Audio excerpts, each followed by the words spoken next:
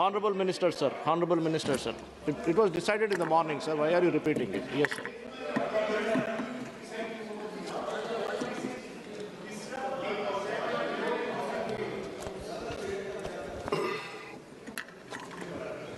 दादा तो हम लोग से काफ़ी उम्र बड़ा है और उसका सेहत का हम लोग हमेशा ख्याल रखता है, इसलिए आपको टोका टोकी भी हम नहीं करेंगे। सभापति महोदय, आज विपक्ष की ओर से जो प्रस्ताव लाया माननीय अध्यक्ष ओम बिरला जी को पद से हटाने के लिए अविश्वास प्रस्ताव जो लेके आया, पिछले सत्र में इन्होंने दायर किया था और चर्चा के लिए आज यहाँ आपने अनुमति दिया है। उस प्रस्ताव का विरोध में सरकार का और इस सदन का सोच को मैं सिर्फ एक पार्लियामेंट्री अफेयर्स मंत्री ही नहीं, इस सदन का सदस्य होने के नाते अपना मत रखना चाहता हूँ। वैसे तो हम लोग सब किसी ना किसी नियम, कानून, संविधान के तहत ही हम लोग जुड़े हुए हैं और इस सदन में भी आए तो भी संविधान के प्रावधान के मुताबिक ही हम लोग इस सदन के सदस्य हुए हैं। कोई भी सदस्य जब अपने आप को संविधान से बड़ा समझने लग जाएंगे, कोई भी सदस्य अपने आप को बाकी सबसे ज्यादा ज्ञानी है मानने लग जाएंगे, तो उसको मैं आज एक्सपोज करना चाहता हूं, क्योंकि हम लोग सब बराबर हैं और इस सदन में बोलने के लिए भी चेयर से परमिशन चाहिए।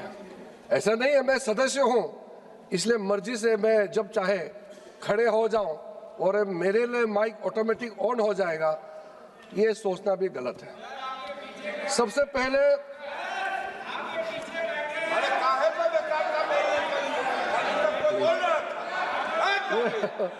ये इन्होंने रेजुलेशन मूव किया, अपने रेजुलेशन भी नहीं बोल पाए, किसी और के नाम में दिए, अब मैं खड़ा हो रहे। इतना बड़ा मौका था, रेजुलेशन आपके नाम में ड्राफ्ट हुआ, फिर भी नहीं बोल पाए।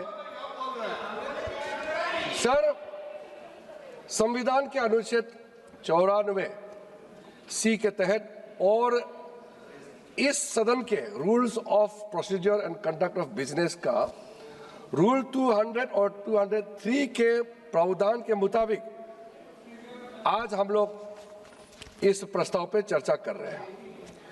मैं वैसे तो आपके कई मुद्दे हैं, मैं उसको एक एक करके मैं उसका जवाब भी देना चाहता हूं। मेरा प्रारंभिक अनुरोध रहेगा, शुरू में ही मैं अनुरोध करना चाहूंगा कि कांग्रेस की ओर से जब गौरव जी बोले तो विषय से हट करके कई विषय पे उन्होंने चर्चा की है।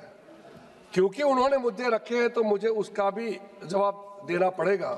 अगर वो मुद्दे नहीं रखते तो मैं लोकसभा स्पीकर का खिलाफ जो अविश्वास प्रस्ताव रखा था उसी तक ही सीमित रखने का विचार से मैं सदन में आए थे, लेकिन उन्होंने उससे कई आगे जाकर के अपने बात को रखा है। लेकिन शुरू में उन्होंने मेरे ऊपर में एक टिप्पणी कर दिया और गौरव गोगोई उम्र में छोटे हैं, मेरे छोटे भाई समान हैं और अब 3 बार इस सदन का सदस्य हो गए हैं, लेकिन उसका गलती नहीं है क्योंकि ये जब इस सदन में आए थे तब ये विपक्ष में चले गए, तो उन्होंने अपने कांग्रेस पार्टी का पार्लियामेंट्री अफेयर्स का रोल्स परफॉर्मेंस को कभी देखा नहीं है, तो ये इसका गलती नहीं है। और ये जब सदन में आए 2014 में, उससे 20 साल पहले मैं चुनाव का मैदान में उतर चुका था और 10 साल पहले मैं इस सदन का सदस्य हो चुका था, इसलिए वो उसमें सदस्य नहीं थे तो मैं ब्लेम नहीं करता हूँ। लेकिन मैं इतना जरूर कहना चाहता हूँ कि पार्लियामेंट्री अफेयर्स मंत्री बहुत समय लोगों को ऐसा लगेगा कि ये रूलिंग पार्टी के लिए सिर्फ बोलते हैं। मैं सूचना देता हूं सदन में या कोई बात रखता हूं तो कभी कभी सदन का बिहाफ से रखता हूं, मैं ज़्यादातर जो पेपर ले करता हूँ बिजनेस एडवाइजरी कमेटी, वो भी पूरे सर्वदलीय पार्टी का बैठक का ही कागज को रखता हूँ। मैटर तो अलग अलग मंत्री रखते हैं, तो पार्लियामेंट्री अफेयर्स मंत्री सिर्फ रूलिंग पार्टी का नहीं होते हैं, वो सबका बिहाफ में होते हैं। फिर भी उन्होंने कहा कि इतिहास में सबसे ज्यादा बोलने वाला पार्लियामेंट्री अफेयर्स मंत्री है बोलता है।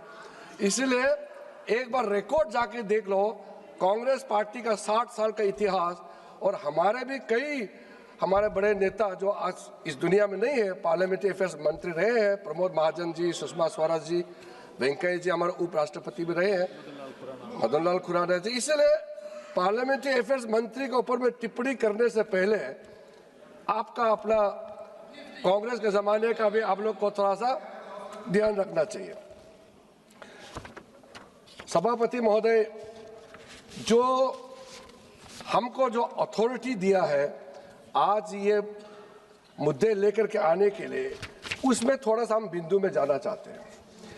संविधान 118 में स्पीकर को क्या अथॉरिटी दिया गया है?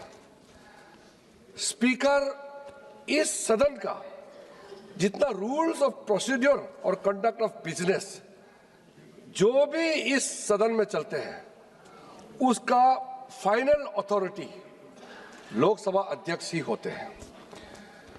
इसका अब लीगल कॉन्टेक्स्ट में देखा जाएगा, आर्टिकल 122 अनुच्छेद 122 भारत के संविधान में देखा जाएगा तो स्पीकर का कोई भी निर्णय को किसी भी अदालत में भी चैलेंज नहीं कर सकता है। सुप्रीम कोर्ट का एक रूलिंग आया था, सिर्फ शेड्यूल 10 जब डिस्क्वालिफिकेशन का सवाल आता है मेंबर्स का, सिर्फ उसी मुद्दे पर स्पीकर का डिसीजन को कोर्ट में रिव्यू कर सकता है, अन्यथा लोकसभा स्पीकर का डिसीजन वो फाइनल होता है। इसमें मैं बहुत ज्यादा और उस उल्लेख नहीं करना चाहता हूं, लेकिन कुछ चीजें होते हैं जो स्पीकर और सदन में कभी कभी मैंने देखा है स्पीकर के ऊपर में ऐसे टिप्पणी कर देते हैं, कभी रिकॉर्ड में आ जाते हैं, कभी रिकॉर्ड में नहीं आते हैं। स्पीकर निष्पक्ष होते हैं, ये भी सब जानते हैं, लेकिन स्पीकर किसी एक दल से आते हैं, खास करके रूलिंग पार्टी से आते हैं, ये भी सब जानते हैं। हम लोग वेस्टमिंस्टर मॉडल को काफी फॉलो करते हैं। वेस्टमिंस्टर में once a speaker is always a speaker. Speaker पद में चुनाव होने के बाद वो हर पार्टी का कोई भी सदस्यता या कोई भी कनेक्शन बिल्कुल वो नाता तोड़ देता है जीवन काल के लिए। हमारे यहाँ में संविधान निर्माताओं ने सोचा कि भारत का जो हमारा व्यवस्था है थोड़ा सा हटके होना चाहिए। हमारे डॉक्टर बाबा साहब अंबेडकर हो, पंडित जवाहरलाल नेहरू, सरदार पटेल जी, जितने भी संविधान सभा में रहे हैं, doctor Rajendra Prasad ji, BN Rao, KM Munshi, Krishna स्वामी अयंगर जी, मोहम्मद सादुल्ला जी, TT कृष्णाचारी जी, इन लोगों ने मिलकर ये सोचा कि भारत में स्पीकर किसी पार्टी का सदस्यता को रिजाइन करने का जरूरत नहीं है, क्योंकि उसको फिर से चुन के आने का मौका देना चाहिए। और जब स्पीकर चुनाव में जाता है तो किसी ना किसी पार्टी से तो उसको लड़ना होता है। इसलिए उस समय निर्णय किया गया है कि भारत में लोकसभा का स्पीकर जो होगा वो चुनने के बाद भी किसी पार्टी का सदस्यता से वो औपचारिक खत्म नहीं कर सकता है और चुनाव में वो पार्टी का टिकट लेकर के फिर से लड़ सकता है। ये एक बेसिक अंतर है। 2005 में उस समय के लोकसभा स्पीकर सोमनाथ चटर्जी ने मुझे भी मौका दिया कॉमनवेल्थ पार्लियामेंट्री फोरम का कॉन्फ्रेंस में, तब मैंने यूके में इस बात को कहा कि हमारा व्यवस्था स्पीकर को लेकर के अलग है, आपका व्यवस्था अलग है। इसलिए स्पीकर अगर सरकार से तालमेल करता है, मंत्री से मिलता है, ऑपोजिशन से मिलता है, वो इसका इंटरेक्शन होता है तो उसमें रोक टोक नहीं है। लेकिन जब चेयर में बैठते हैं तो उसका रोल इम्पार्शियल होना चाहिए, इसमें कोई दो मत नहीं है। लेकिन जब संविधान को आप देखेंगे और इस सदन का रूल्स को आप देखेंगे तो स्पीकर का कोई भी निर्णय को आज तक किसी ने चैलेंज नहीं किया है। तो उस दिन मुझे दुख इस बात का लगा, जो नेता प्रतिपक्ष यहाँ खड़े होकर के, ये रिकॉर्ड का प्रोसीडिंग में है, आप लोग देख लीजिए, उन्होंने कहा कि मुझे इस सदन में बोलने के लिए किसी से परमिशन नहीं चाहिए। ये रिकॉर्ड में है और ये मेरा अधिकार है इस सदन में बोलने का। हमारा नेता प्रतिपक्ष का अभी पिछले फर्स्ट पार्ट का ये मैं बात बोल रहा हूं, उन्होंने कहा इस सदन में बोलने का मेरा अधिकार है, मुझे परमिशन नहीं चाहिए। तो मैं सोच रहा था कांग्रेस पार्टी में कई वरिष्ठ लोग भी हैं, नेता प्रतिपक्ष को क्यों नहीं समझाया? इस सदन में प्रधानमंत्री हो सकते हैं, मंत्री हो सकते हैं, नेता प्रतिपक्ष हो सकते हैं, मगर इस सदन में बोलने के लिए स्पीकर का परमिशन आवश्यकता है। स्पीकर का परमिशन के बिना आप मर्जी नहीं कर सकते हैं। और आप फिर कहेंगे कि आपका माइक ऑन नहीं है। परमिशन दिए बिना आप अपने आप को स्पीकर से भी बड़ा आप समझेंगे तो मेरा कोई उसमें इलाज नहीं है। दूसरा, सर 115A में, रूल्स 115A में ये भी प्रावधान है कि जब बोलने के लिए हम लोग सूची देते हैं, हर एक पार्टी किस विषय में कौन बोल रहा है सूची हर पार्टी देते हैं। और ये भी छूट है कि अगर कोई पर्टिकुलर मेंबर पार्टी का तरफ से नहीं, मैं अपने आप नाम देना चाहते हैं, वो भी दे सकते हैं। और जो स्पीकर को सूची नहीं दे करके भी स्पीकर को नजर को मिलाने के लिए, to catch the eyes of the honourable speaker, जो स्पीकर घूम के देखते हैं तो उसका नजर को दिखाने के लिए मेंबर हाथ भी उठा सकते हैं और अपने सीट से उठा सकते हैं स्पीकर का अटेंशन ड्रॉ करने के लिए। सूची देने का बावजूद भी रूल 115A में क्लियर है कि स्पीकर पार्टी ने सूची दिया, उसके अलावा भी किसी भी सदस्य को स्पीकर डायरेक्ट बुला करके बोलने का परमिशन दे सकता है। ये विषय बहुत क्लियर है सर। मैं इसलिए जिक्र कर रहा हूं क्योंकि आज बार बार लीडर ऑफ अपोजिशन को बोलने नहीं दिया जा रहा है और स्पीकर को, अथॉरिटी को जो चैलेंज किया जा रहा है, इसको लेकर के मैं ये सब बताने मजबूर हो रहा हूं। इसके अलावा सर कुछ रेसिडियल पावर भी होता है सर। स्पीकर का पास कुछ रेसिडियल पावर होता है जो कि रूल्स ऑफ प्रोसीड्योर में मेंशन नहीं है, कंडक्ट ऑफ बिजनेस में मेंशन नहीं है। जो आज कई बार उठाया कि जब डिप्टी स्पीकर नहीं है और स्पीकर के खिलाफ नो कॉन्फिडेंस मोशन लाया गया है, कौन चेयर करना चाहिए? संसदीय परंपरा में कई चीज पहली बार होते हैं, इसलिए कन्वेंशन बहुत बड़ा एक तो विषय होता है। तो इसका अब ये चाहते हैं कि स्पीकर का रोल भी ये लोग तय करना चाहते हैं। ये चाहते हैं कि ये कुर्सी पे कौन बैठेगा, ये भी ऑपोजिशन तय करना चाहते हैं। क्या दुर्भाग्यपूर्ण है कि ये स्पीकर का रोल भी इन लोग लेकर के अपना अधिकार लेना चाहते हैं। सभापति महोदय, जो रूल्स में मेंशन नहीं है, किसी भी चीज का क्लैरिटी नहीं है, अगर पहले बार विषय आया है उसका भी निर्णय करने का अंदर रूल 389, अगर कोई मैटर क्लैरिटी नहीं है तो भी उसका निर्णय करने का फाइनल अथॉरिटी ऑनरेबल स्पीकर के पास होते हैं। इसलिए आप लोग जो है इतने सालों से आप लोग रूलिंग में रहे हैं, 2014 के बाद आप लोग विपक्ष में चले गए, तो आप लोग इतना बेचैनी होने का आवश्यकता नहीं है। ये लोकतंत्र है, हम तो मर्जी से तो आया नहीं है। जनता, भारत का जनता जो चाहेगा वही होगा।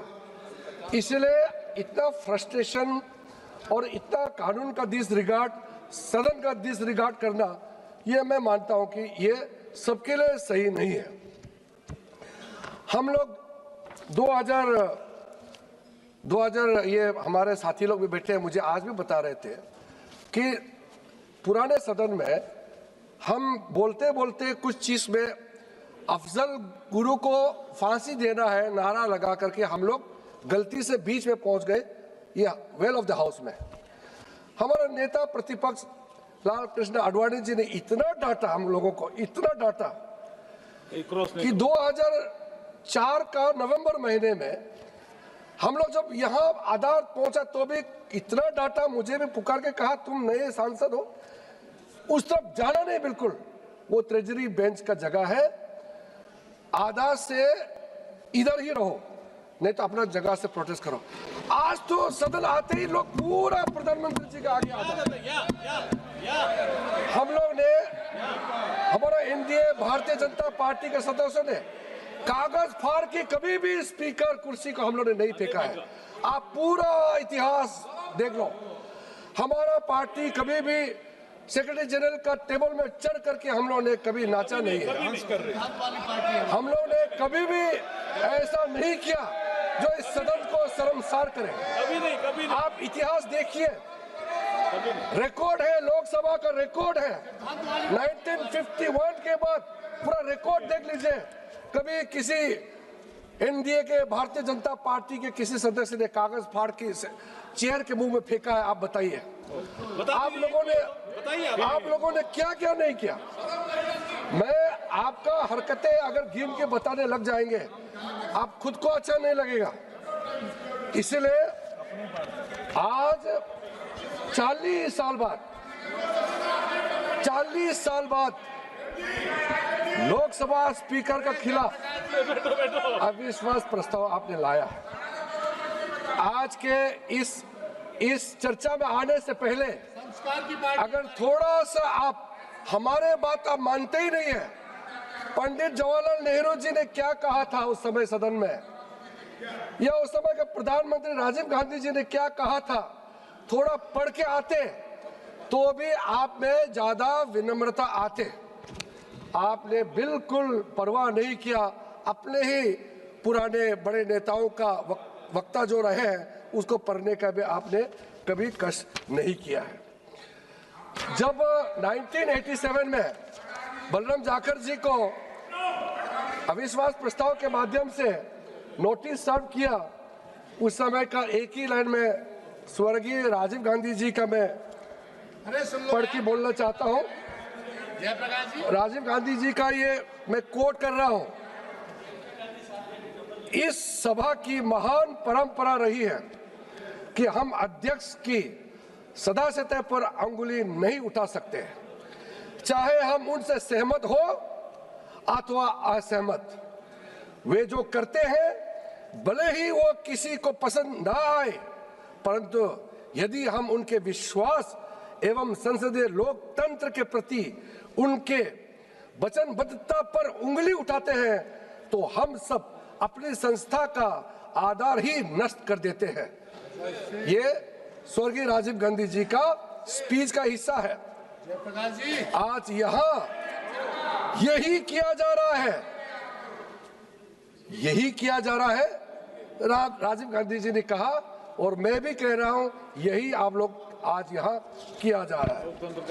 जब 1954 में जब जीवी मावलंकर जी का खिलाफ में अविश्वास प्रस्ताव लाया गया, उस समय पंडित जवाहरलाल नेहरू का जो ओपनिंग रिमार्क्स है मैं उसको पढ़ना चाहता हूं। What first prime minister Pandit Jawaharlal Nehru had remarked, I quote, I would beg honorable members sitting opposite, those who have signed it and those in duty bound have supported it, to read that thing which they have signed it. It is a vicious thing they have signed. I doubt whether the persons have read it before they have signed it. If they have read it, they would have hesitated 100 times before they signed that document. And Pandit Jawaharlal Nehru further says, at any time, and yet seeing the manner in which this has been brought forward and the wording used here, I say it is a gross abuse of one's intelligence, and to ask anybody in this house to support this is to consider that man utterly lacking in intelligence. उसके बाद पंडित जवाहरलाल नेहरू जी का बहुत ही अच्छा portion है, मैं उसको भी बताना चाहता हूं। ये कोई पंडित जवाहरलाल नेहरू जी का मैं हिंदी वर्जन वाला आपको बोल के सुनाता हूं। आप अच्छा ही नहीं सुन रहे हो, अब तो सुन लो। ये हमारा साथी रहे हैं, मैं सोचा कि ये थोड़ा सीनियर है, राहुल गांधी जी और सबको समझाएंगे, ये ही ऐसे हरकत करते हैं, क्या समझाएंगे दूसरे को। इससे तो अपेक्षा था कि ये थोड़ा वेल मैनर्ड बिहेवियर करेंगे। पंडित जवाहरलाल नेहरू जी कहते हैं, ये कोई दल का मामला नहीं है, इस कारण प्रत्येक व्यक्ति को दल का विचार छोड़कर इस पर विचार करना चाहिए। ये मामला इस सारी सभा का है। जवाहरलाल नेहरू जी कहते हैं, संसद के सम्मान का जहां तक संबंध है, यह विषय बड़ा गंभीर हो जाता है।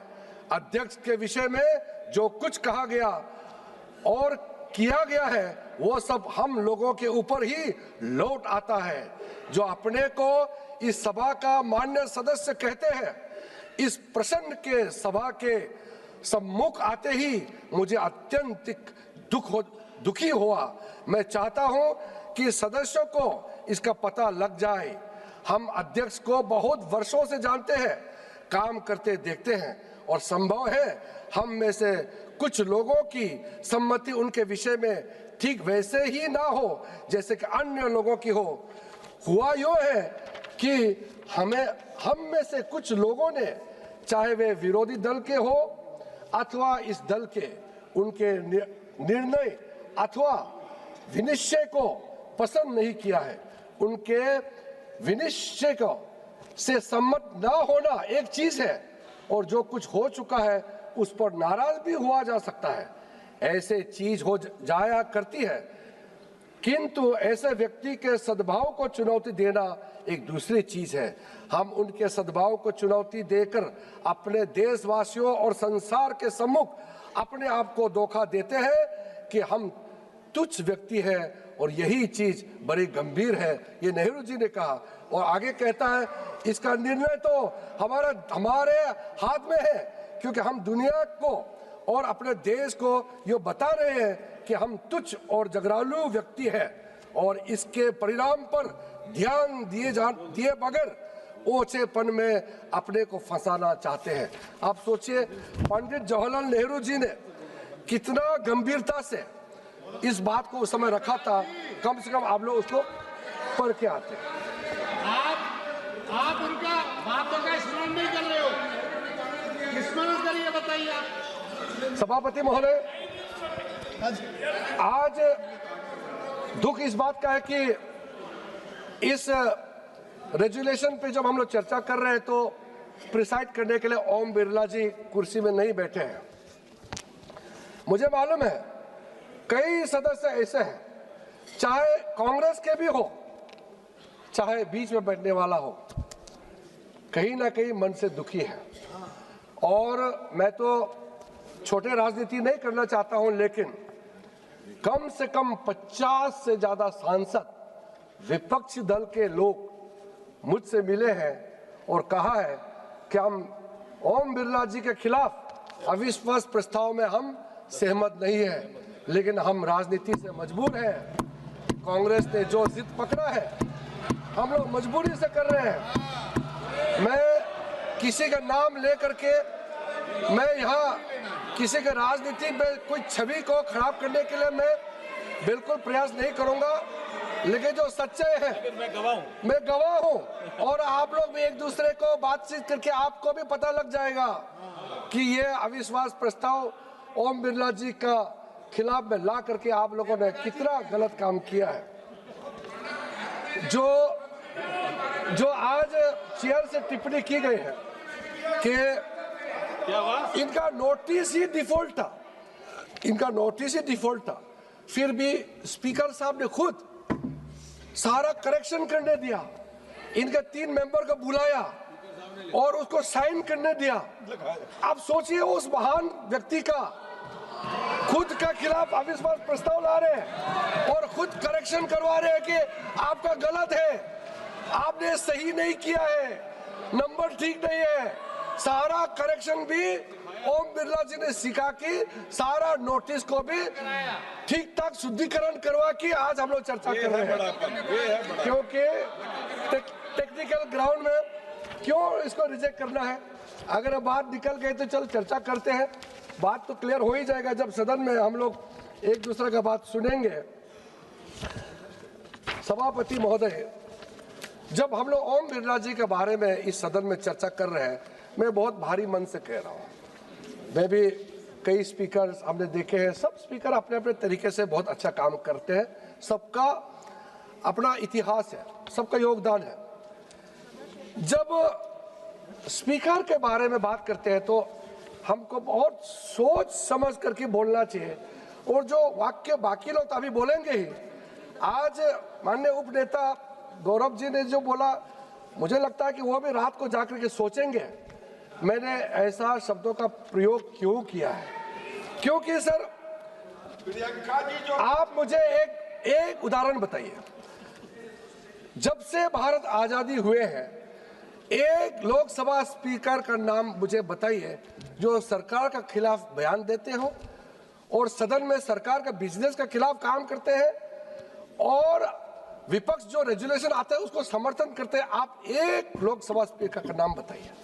व्यवस्था बनाया हुआ है, स्पीकर संचालन करते हैं, सेंस ऑफ द हाउस मिलकर हम लोग यहाँ में तय करते हैं। मैं आपका बिहाफ में बिजनेस रखता हूँ, लेकिन स्पीकर सबका है।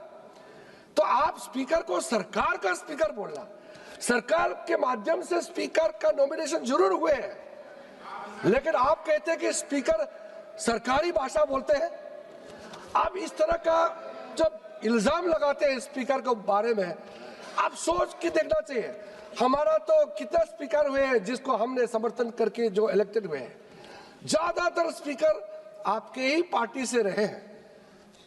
हमने आज तक, जब 2008 में कैश फॉर वोट का जब हंगामा हुआ था, उस समय सीपीएम से बिलोंग करते थे पार्टी सोमनाथ चटर्जी, लेकिन सर्वसम्मति से उनका चुनाव हुआ। जब इतना हंगामा हुआ लोकसभा में और वो सरकार के खिलाफ अविश्वास प्रस्ताव, सरकार के पास 19 एमपी शॉट थे, वो 21 ज्यादा प्राप्त करके जब जीते तो पैसा दे करके एमपी को खरीदने का जब मामला आया, सारा टेलीविजन में कैप्चर हुए। हम 3 बजे उस टेलीविजन का टेलीकास्ट के लिए रुक रहे थे आडवाणी जी के कमरे में, लेकिन बताया गया वो मैनेज हो गया है और लाइव टेलीकास्ट नहीं कर रहा है। सारा एमपी को करोड़ों पैसा जितना दिया, सबका लाइव कैप्चर था उस पत्रकार के हाथ में। लेकिन सारा जब पता चल गया हम लोगों को कि टेलीकास्ट नहीं हो रहे हैं, हम लोगों ने आडवाणी जी को कहा कि आडवाणी जी, इतना खुले जो लाइव कांग्रेस के लोगों ने करोड़ों देकर के एमपी को खरीदा, वो जो वीडियो है वो टेलीकास्ट नहीं हो रहा है, क्या करो, 5 बजे वोटिंग है। आडवाणी जी ने फ्रस्ट्रेशन में कहा अब कोई चारा नहीं है, अरुण जेटली जी को कहा आप फोन करो उसको। वो फोन स्विच ऑफ है, गायब है, हम लोगों को मालूम है कहाँ था। लेकिन बाद में आडवाणी जी ने कहा जो पैसे दिए हैं, रिसीव किए हैं, जिसका वीडियोग्राफी हुए थे, कुछ पैसे लेकर के संसद का पटल में रख दो। तो हम लोगों ने वो पैसे को लेकर के यहाँ पे डाला, और बाद में जिन्होंने पैसा दिया, जिन्होंने गड़बड़ किया, वो हीरो हो गए। जो विजल ब्लोअर है सबको जेल डाल दिया, हमारा 3 एमपी को जेल डाला। और उसके बाद में हमने स्पीकर साहब को रिक्वेस्ट किया कि वो जो पत्रकार का जो वीडियो है वो आपको सौंपा है, आप तुरंत टेलीकास्ट कराइए। इतने दिनों तक स्पीकर ने उसमें कार्रवाई नहीं किया। सरकार का बचने का मामला था, ये कोई छोटा मोटा बात नहीं था। फिर भी हम लोगों ने स्पीकर के खिलाफ अविश्वास प्रस्ताव नहीं लाया। उस समय हमने पूरा अपोजिशन पार्टी जाके स्पीकर को रिक्वेस्ट किया कि सर, जो वीडियो टेप दिया है उसको सिर्फ प्ले करना है, देश दुनिया देखना चाहिए संसद में कैसे खरीदारी हुए हैं। तो वो जब उसको डिस्प्ले नहीं किया गया, प्ले नहीं किया, तब भी हम लोग ने स्पीकर के खिलाफ अविश्वास प्रस्ताव हम लोगों ने नहीं लिया है। और 40 साल बाद आप लोग आज ये काम लेकर के आए हैं। और बिरला जी का समय में आज आप लोग को मालूम होगा कि पुराना रिकॉर्ड को देखिए और नए रिकॉर्ड को देखिए। जो रिफॉर्म्स माननीय ओम बिरला जी के समय में हुआ है, कोई उसको नहीं नकार सकता है। आज मैटर जो 0 आवर में जितने रेस हुए हैं, इतने सालों का रिकॉर्ड हमने देखा है। हाईएस्ट 0 आवर में मैटर ओम बिरला जी के समय में सदस्यों को मौका दिया गया है। रूल 377 आज तक इतिहास में सबसे ज्यादा रूल 377 ओम बिरला जी के समय में सदस्यों को मौका दिया गया है। मैटर्स अंदर पब्लिक इंटरेस्ट का अर्जेंट मैटर्स कोई भी रेज करना है, चाहे स्पेशल मेंशन हो, हाईएस्ट नंबर ओम बिरला जी ने इस सदन के सदस्यों को मौका दिया गया है। बाकी जितना आप लोगों का जो संसद के अंदर के बाहर में भी आपने देखा होगा, पार्लियामेंट को पूरा डिजिटल बनाने में, पेपरलेस फंक्शनिंग करने में, ई नोटिस, ई बुलेटिन, ई रिपोर्ट, ई ऑफिस, ये पार्लियामेंट को पेपरलेस बनाया पूरा ओम बिरला जी का अध्यक्षता में। मेंबर्स का पोर्टल बनाया गया। उस समय हम लोग भाषण देने के बाद 2 दिन लगता था मेरा भाषण का कॉपी टेलीविजन से निकालने के लिए। अभी हर सदस्य भाषण देता है, तुरंत आपको सोशल मीडिया के लिए आपका कॉन्स्टिट्यूएंसी में आप बता सकते हैं कि मैंने ये बात उठाया है, वीडियो आपको अवेलेबल कर देते हैं। हर मेंबर को अपना सुविधा, हर मेंबर को काम करने के लिए जो मदद ओम बिरला जी ने किया है, आज आप लोग अविश्वास प्रस्ताव जरूर लाया है, लेकिन इतिहास गवाह है, हर मेंबर ओम बिरला जी को हमेशा हमेशा धन्यवाद देते रहेगा, मेंबर लोगों के लिए जो ओम बिरला जी ने काम किया है। आप लोगों ने आज जो ऐसा स्पीकर के खिलाफ में जो आपने अपना राजनीतिक रोटी सेकने के लिए जो काम किया है, मैं बहुत दुखी मन से कहता हूं। आज हमारा जो पहली बार चुन के आए एमपी हो या महिला सांसद हो, आप बताइए, मैं रिकॉर्ड में बोल रहा हूं सभापति महोदय, जब ओम बिरला जी सबको मौका देते हैं, चाहे वो नए एमपी हो, पुराने हो, महिला सांसद हो, आप पुराना रिकॉर्ड को कंपेयर कीजिए और अभी का रिकॉर्ड को कंपेयर कीजिए। मैं कहता हूं, मैं प्राउडली कहता हूं, हम उस लोकसभा का सदस्य है जिसका अध्यक्ष ओम बिरला जी है, हम लोग फख्र से कह सकते हैं। और आपने उसके खिलाफ अविश्वास प्रस्ताव लाया है। भारत का नाम को विश्व भर में बढ़ाने के लिए, पार्लियामेंट्री डेमोक्रेसी में भारत को रोल को ओम बिरला जी ने समय समय में देश के बाहर भी ले गए हैं और डेमोक्रेटिक डिप्लोमेसी, पार्लियामेंट्री डेमोक्रेसी को ओम बिरला जी ने मजबूत से खड़ा किया है। और अभी पहली बार इसमें कोई मेंबर्स ऑफ पार्लियामेंट बचे नहीं है, 64 कंट्रीज का फ्रेंडशिप ग्रुप पूरा लोकसभा राज्यसभा का ओम बिरला जी का अध्यक्षता में, माननीय प्रधानमंत्री नरेंद्र मोदी जी का डायरेक्शन में, हम लोग सबका सहमति से पूरा अपोजिशन पार्टी एमपीज का डिमांड में ये 64 पार्लियामेंट्री कमेटी फ्रेंडशिप ग्रुप बनाया है। इसको आप धन्यवाद नहीं देंगे? आप बोलते समय कम से कम इतना तो मान रखते हैं कि भले ही किसी का दबाव में आपने मोशन लाया हो, इंसान को किसी के प्रति में इतना घृणा नहीं होना चाहिए कि अच्छा काम को भी आप धन्यवाद देने भूल जाएं। बिल्कुल ऐसा नहीं होना चाहिए। सभापति महोदय, आप लोग आपने निजी टिप्पणी भी की है। 17 लोकसभा 97% प्रोडक्टिविटी, 18 लोकसभा 93.33% प्रोडक्टिविटी। आपने आज आप मेरे बाद में जो बोलने वाले हैं वो भी इस बात को ध्यान रखें। सप्लीमेंट्री क्वेश्चन, यही 18 लोकसभा का मैं बात कर रहा हूं। आपका कितना संख्या है, हमारा कितना संख्या है, सबको मालूम है। एनडीए पार्टी को total supplementary question speaker Om Birla जी का नेतृत्व में टोटल दिया है अभी तक 321 सप्लीमेंट्री क्वेश्चन सरकार के एमपीज को दिए हैं, 321। और अपोजिशन पार्टी को, ओम बिरला जी के नेतृत्व में अपोजिशन पार्टी को टोटल सप्लीमेंट्री क्वेश्चन का अवसर दिया है 364। ये पक्षपात है। हमारा संख्या ज्यादा है, सवाल पूछने के लिए ज्यादा आपको मौका देते हैं और आप कहते हैं स्पीकर पक्षपात करते हैं। ये क्या तरीका है? आप तभी आदत खराब हुई है, तभी आदत खराब। 18वीं लोकसभा में 18 लोकसभा, जिस लोकसभा का हम लोग सदस्य हैं, जिस लोग Sir, I will give you a chance. Let him complete his speech. I'll give you a chance. I will listen to you. I will listen to you, sir. Let him complete. Yes, sir. Honorable Minister. Yes, sir.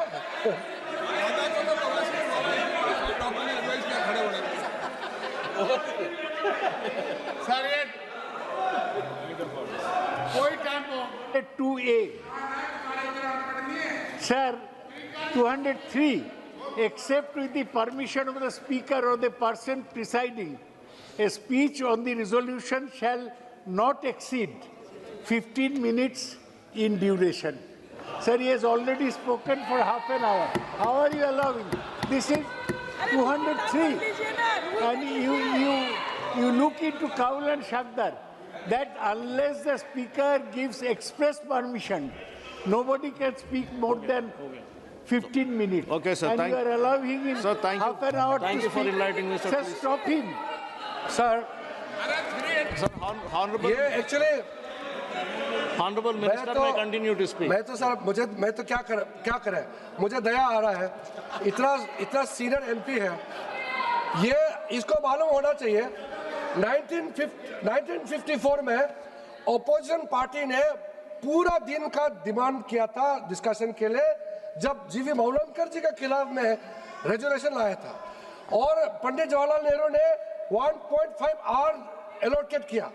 बहुत तीखी बहस हुई कि कितना समय चर्चा के लिए देना चाहिए, तब फाइनली एग्री हुआ कि 2.5 आवर्स डिस्कस होना चाहिए। उसी 2.5 आवर्स में मंत्री का 15 मिनट है। आज हम लोग 2 दिन का चर्चा कर रहे हैं, 2 दिन का, हम लोग 2.5 घंटे नहीं है। ये सरकार भागने वाला नहीं है। वो 2.5 आवर्स का डिस्कशन का आप एग्जाम्पल लेकर के 2 दिन का डिबेट को कंपेयर करते हैं। इतना सीनियर होकर के भी इतना मालूम नहीं इनको। सर टोटल सर 18 लोकसभा का मैं बात कर रहा हूं सभापति महोदय। 18 लोकसभा में अभी तक टोटल 1835 इश्यूज 0 आवर में रेस किया गया है अभी तक, और टोटल उसमें जो अपोजिशन पार्टी को दिया है 56%, यहाँ सिर्फ 44% है। अब इल्जाम लगाते हो स्पीकर के ऊपर में। सर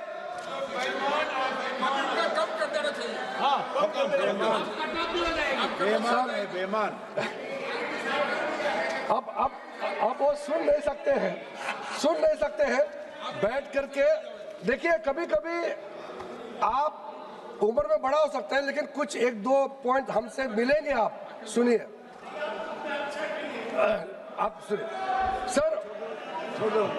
सर सभापति महोदय, इतना आंकड़े हैं, मैं अगर एक आंकड़े देना शुरू करेंगे तो मैंने शुरू में कहा आप पछताएंगे। ऐसा इंसान, ऐसा माननीय स्पीकर के खिलाफ आप लोगों ने नोटिस लाया है, जो आपको इतना सपोर्ट करते थे। आप पूरा अपोजिशन पार्टी को इतना बड़ा दिल के साथ आपको मौका देते हैं, कभी भी पक्षपात नहीं किया, और आप उसी के खिलाफ में अविश्वास प्रस्ताव लेके आते हैं। सर सर वो दुखी है तो दुखी है, मगर क्या करेंगे, मजबूरी है। मीणा जी भी दुखी है, सर मीणा जी दुखी है काफी। नेतृत्व के बारे में भी कहा गया है। हमारे जितने भी पूर्व के जो ऑनरेबल स्पीकर है उनके बारे में आज तक हम लोग ने जो भी देखा है, और माननीय speaker present speaker Om Birla जी के बारे में भी हमने जो देखा है, मैंने एक किसी को डाउन करके मैंने नहीं कहा। मैं ओम बिरला जी ने जो किया है, वो जब से अध्यक्ष बने हैं उसको मैंने आपके सामने में आंकड़े रखा। अगर मैं पुराने वाले रखते तो ये राजनीति हो जाएगा, उसमें मैं नहीं जाना चाहता हूँ। अब मैं कुछ पॉइंट्स, आज मैं नहीं चाहते थे कुछ पॉइंट बोले, मगर क्योंकि आज बात रखे हैं तो उसको जवाब के तौर पर मैं बोलना चाहता हूं, आप लोग धैर्य से बात को सुनिएगा। ये अविश्वास प्रस्ताव क्यों लाया गया है? इस अविश्वास प्रस्ताव लाने के पीछे में मानसिकता क्या है? कौन लोग हैं जो आज हम लोग इस विषय पर चर्चा कर रहे हैं? भारत के जुडिशरी हो, इलेक्शन कमीशन हो, कोई भी संस्था हो, इसको आप लोग ने अटैक किया है, उसको बात वो बाहर की बात है। लोकसभा स्पीकर के जो पद है आज तक बचा के रखा हुआ था। मैं सोच रहा था कई दिनों से संवैधानिक संस्थाओं के ऊपर में हमला जो करने का आरंभ हुआ 2014 के बाद, लोकसभा स्पीकर का पद को अभी तक क्यों बचा के रखा है? लेकिन अब मुझे पता चला कि भारत में लोकतंत्र को अगर हमला करना है तो स्पीकर का कुर्सी को हमला करो। ये निर्णय उन्होंने लिया।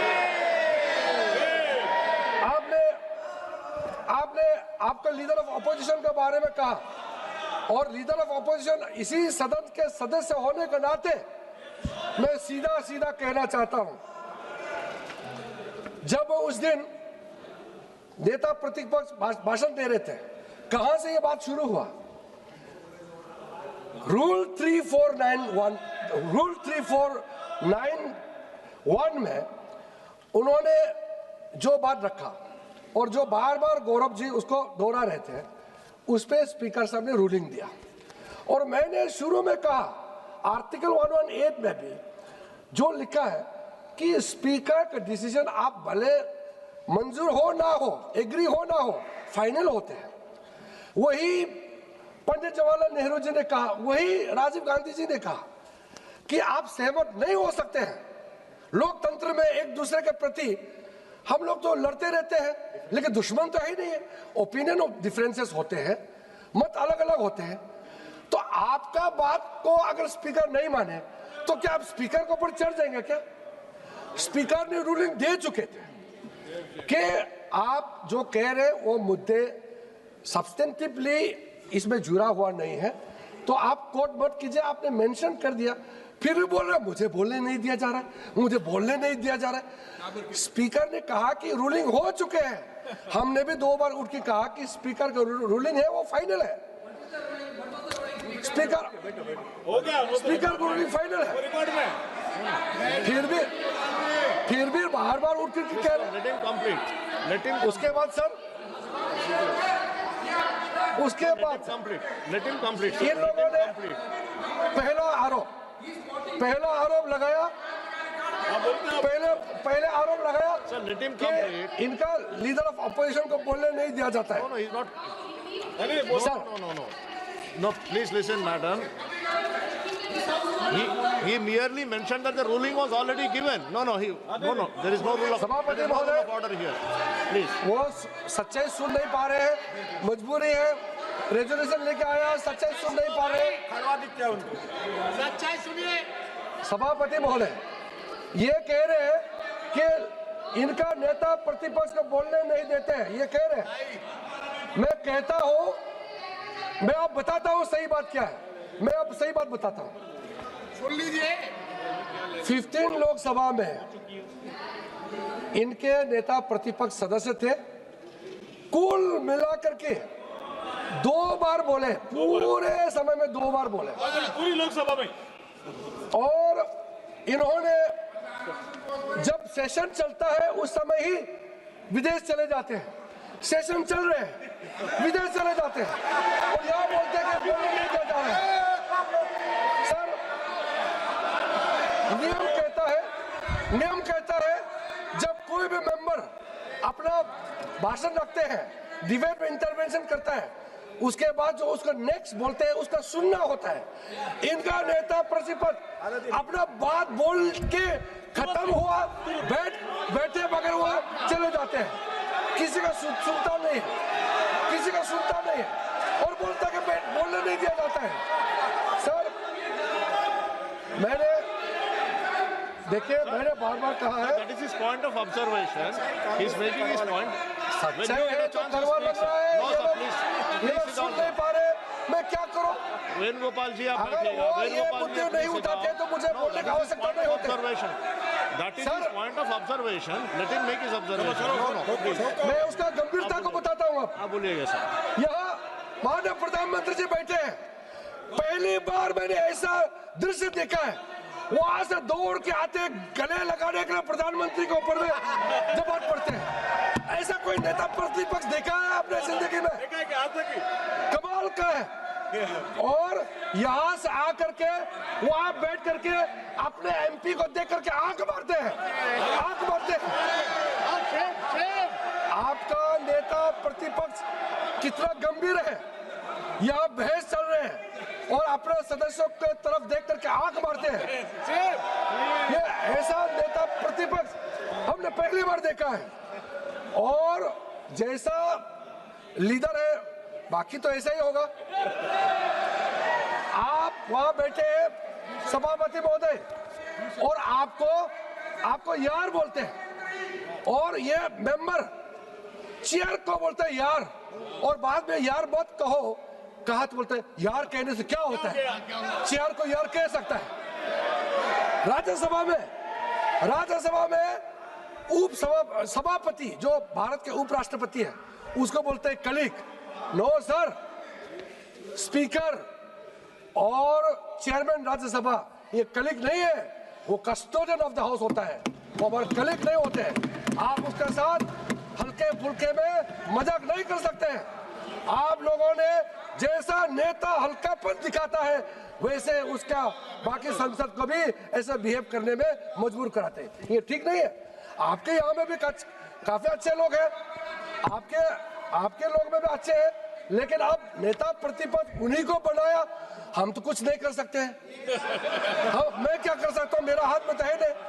मैंने देखा है, देखिए प्रियंका वाड्रा गांधी जी अब पीछे बैठ के मुस्कुरा रही है। अगर इनको नेता प्रतिपक्ष बनाते तो भी शायद परफॉर्मेंस थोड़ा अच्छा होता। वो तो कम से कम बैठती है, सुनती है कम से कम। इनका नेता प्रतिपक्ष तो सुनता ही नहीं, मुस्कुराती भी है, बहुत मुस्कुराती भी है। मैंने सार्वजनिक रूप से कहा है, as a parliamentary affairs minister, कोई भी सांसद बिहेवियर अच्छा है तो मुझे सराहना करना चाहिए। देखिए सर, मैं जरूर भारतीय जनता पार्टी का सदस्य हूँ, मंत्री हूँ, लेकिन पार्लियामेंट्री अफेयर्स मिनिस्टर होने के नाते कोई अच्छा व्यवहार करे तो उसको सराहना करना मेरा दायित्व है। सर, जब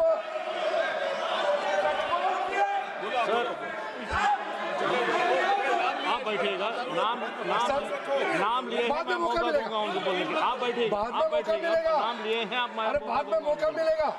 आपको मौका मिल, मैं मौका दूंगा। सर मैडम आपका नाम लिए हैं, मैं आपको मौका दूंगा। अरे मैंने तारीफ किया है। आप बैठिएगा प्लीज। तारीफ करना भी गुनाह है क्या? मैं तो तारीफ किया है। अरे कांग्रेस वालों को क्या हो गया है, अच्छा बात बोलने से भी दुखी और कठोर बात बोलने से भी वैसे ही दुखी है। देखिए कुछ बातें ऐसे होते हैं, आप सुन लिया करो, क्योंकि मैं सच्चाई से बाहर जाकर नहीं बोल रहा हूँ। मैं दिल से बोलता हूँ, मगर सच्चाई बात बोलता हूँ। कोई अगर बहुत बिगड़ जाए, उसको सुधरने का क्या तरीका है? जो बच्चे बहुत बिगड़ जाते हैं वो माँ बाप ही समझाएंगे ना। अब यहाँ स्पीकर जो हमारा माँ बाप है इस सदन में, यहाँ कोई इंडिसिप्लिन एमपी बार बार रूल तोड़ता है तो स्पीकर थोड़ा डांट लगाता है तो भी उसका इतना नाराज होकर के इशू बनाते हैं। स्पीकर का जो निर्णय होता है सर्वसम्मति से हम लोग उसको मानना होता है। लेकिन सर इसके अलावा, क्योंकि मैंने जैसे भी कहा कि हमारा तो संस्कृति क्या है, हमारा नेता परिवार, हमारा बाप दादाओं ने जो कहा है वही हम सीखेंगे। हमारा जो सीनियर लीडर्स ने जो सिखाया है हम उससे इधर उधर कभी भी नहीं हटेंगे। और जो हमने आपको कहा है कि 2014 के बाद आप शुरू में तो कहा कि बीजेपी फासिस्ट है, ये किया है इसलिए इलेक्शन जीत गया हो गया। 2019 के बाद फिर हार गए, वो चौकीदार चोर क्या पब्लिक ने आपको पनिशमेंट दिया, तो ये फिर ये सोचने लगा अब क्या करें। कई मुद्दे हैं, लेकिन मैं अंत में इसमें आ रहा हूं। तब इन्होंने सोचा कि जब चुनाव जीत नहीं सकते हैं, लोगों का भरोसा प्राप्त नहीं कर सकते हैं, तो अब प्रक्रिया, संविधान, सिस्टम, हमारे लोकतंत्र को ही हमला करना है। ये निर्णय करके आज लोकसभा स्पीकर के खिलाफ इन लोगों ने अविश्वास प्रस्ताव लाया। इन्होंने किसको छोड़ा है? आर्मी। मैं जिस प्रदेश से आता हूं, ये उनके नेता प्रतिपक्ष सार्वजनिक रूप से कहते हैं कि इंडियन आर्मी लोग को चाइनीज लोगों ने ठीक से पिटाई कर दिया है अरुणाचल प्रदेश में। कोई देश का गंभीर नेता ऐसे बात कर सकते हैं? सरकार ज्यादातर आपने चलाया है, कभी ऐसा वक्त कोई और दे सकते हैं क्या? मैं तो, मेरा कल्पना से परे है, कैसे बोल सकते हैं आप? और बाहर जाकर के अमेरिका में, जर्मनी में जाके बोलते हैं भारत में लोकतंत्र खतरे में है, आप लोग इंटरवीन करो, बाहर का देश के लोग भारत में आओ और भारत को ठीक करो।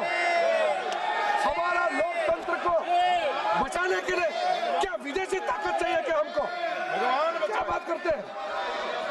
सोचिए, आपका नेता का कारनामा मैं आपको सुना रहा हूं। ऐसा हो सकता है क्या? हमने कल्पना भी नहीं किया। और आपके लोगों ने, आपके नेता प्रतिपक्ष ने आर्मी का वहां जाकर के और आर्मी के जवानों को जाकर के बोलता है तुम्हारा सारा अधिकार तो आर्मी ऑफिसर ले जाता है, जवानों को क्या मिलता है? सर, कितना खतरनाक बात है। किसी भी फोर्स का, किसी भी देश, किसी भी संगठन का नेतृत्व होता है, नेतृत्व कमांडिंग होना पड़ता है। और हमारा सेनाओं में जो कमांडिंग ऑफिसर होता है, उसका जो शब्द होता है सर्वमान्य, सारा उसका पूरा फोर्स मानते हैं। और जाके वो फौजियों को बोलते हैं तुम्हारा कमांडर एंजॉय करते हैं और तुम लोग मरे हुए हैं। सेनाओं में फूट डालने के लिए इसका नेता प्रतिपक्ष ऐसे बात करते हैं। सर, 2017 में जब सर सभापति महोदय, 2017 में जब डोकलाम में भारत और चीन का सेना आमने सामने में जब वहां पे टेंशन बना हुआ था, उस समय चुपचाप से उनका नेता प्रतिपक्ष चाइनीज एम्बेसी में जाकर के चाइनीज एम्बेसडर से और ये गुप्त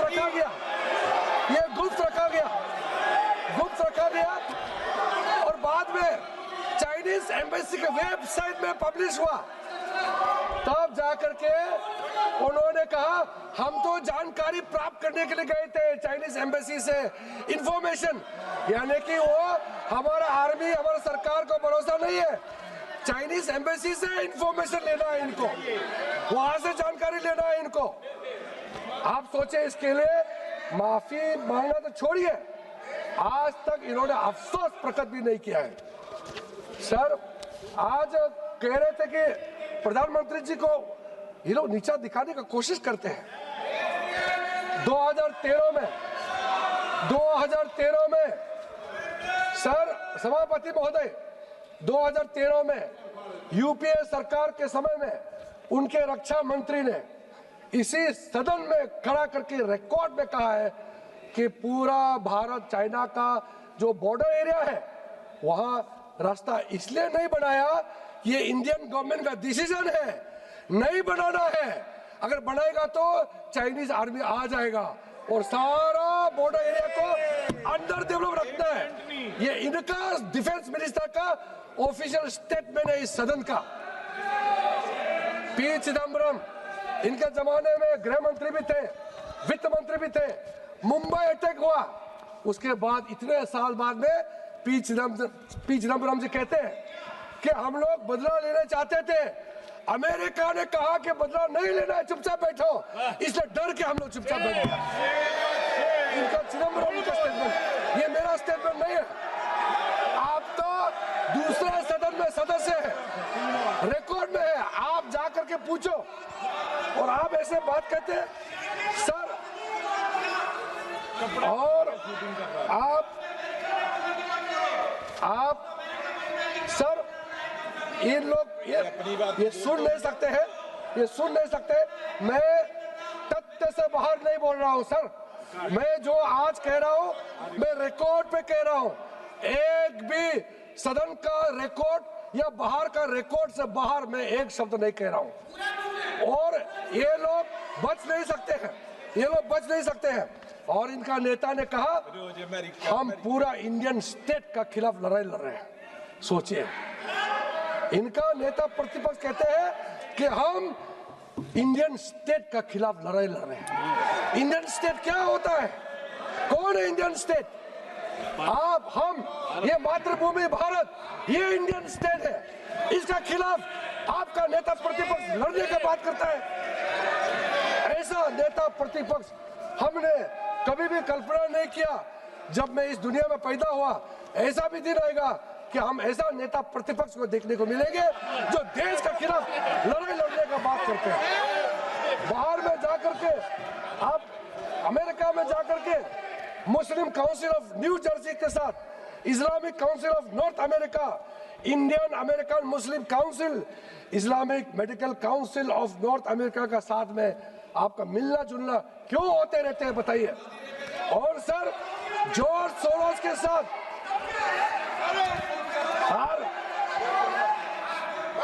सर सभापति महोदय सुनिए, आप सुनिए। सऊदी अरब तो हम भी गए हैं। हमने सऊदी अरब इसलिए गए कि हमारा हिंदुस्तानी मुसलमानों का हज यात्रा अच्छा हो, ये हम बात करने के लिए सऊदी अरब गए। हम लोग वहाँ किसी भारत विरोधी लोगों से गुपचुप मिलने के लिए हम लोग नहीं जाते हैं। हम लोग बहुत साफ है। मैं उस पार्टी से आता हूँ जो राष्ट्रवाद को अपना जिंदगी का मूल हिस्सा बना के चलते हैं। हम लोग ये कर नहीं सकते हैं। आप हमारा नेता को ऊपर में उंगली उठाते हैं। मैं कहना चाहता हूँ हमारे प्रधानमंत्री नरेंद्र मोदी जी के ऊपर में आप कीचड़ उछालने का कोशिश करते हैं। मैं कहना चाहता हूँ हमारे नेता को आप कभी भी आप गिरा नहीं सकते हैं। हमारा नेता को आप कभी गिरा नहीं सकता है, क्योंकि नरेंद्र मोदी जी का सोच, नरेंद्र मोदी जी का इस देश का प्रति समर्पण उतना पवित्र है जितना कमल फूल पवित्र है। आप दाग नहीं लगा सकते हैं। ये लोग 14 से दाग लगाने के लिए कोशिश करते हैं। जो मोदी जी के नेतृत्व में जो हासिल किया है उसको ऊपर में सवाल उठा करके आप कमजोरी दिखाना चाहते हैं। देश के लोग आपको कमजोर बना देंगे। नरेंद्र मोदी जी को कमजोर कोई नहीं कर सकता है। इस देश में, दुनिया में सबने देखा है हमारा नेता कितना बड़ा दिल के साथ, कितने सोच विचार दूरदृष्टि के साथ देश का काम बहुत अच्छी तरीके से संचालन कर रहे हैं। मैं सर अंत में मुझे तो बार बार वो सुन के ये लोग परेशान हो गए, सुन नहीं पा रहे, झेल नहीं पा रहे। तो मैं 2 लाइन कहना चाहता हूँ। कहना तो उनको चाहिए था, ये जो मैं कह रहा हूँ, जो मैं पढ़ रहा हूँ, वो उनको कहना चाहिए था जो कांग्रेस वाले हैं। लेकिन मैं उनके बिहाफ में, उनके नेतृत्व के लिए मैं ही कह देता हूँ। कह दो सर, मुश्तर खैराबादी का ये लाइन है। मुश्तर खैराबादी का ये बहुत प्रसिद्ध लाइन है, जो मुगल का आखिरी रूलर, मुगल का जो लास्ट रूलर है बहादुर शाह जफर के बारे में, उस संदर्भ में कहा गया है, ना किसी की आंख का नूर है, ना किसी के दिल का करार है, जो किसी के काम ना आ सके मैं वो एक मुश्त गुबार हूँ। ना तो मैं किसी का हबीब हूँ, ना तो मैं किसी का रकीब हूँ। जो बिगड़ गया वो नसीब हूँ, जो उजड़ गया वो दयार हूँ। ये आपका नेता का प्रति मैं ये कह करके आपको बहुत बहुत धन्यवाद सभापति महोदय। माननीय सदस्यगण, रूल 202A के तहत जो भी चर्चा है अभी रेजोल्यूशन के सीमित ही रखिएगा। और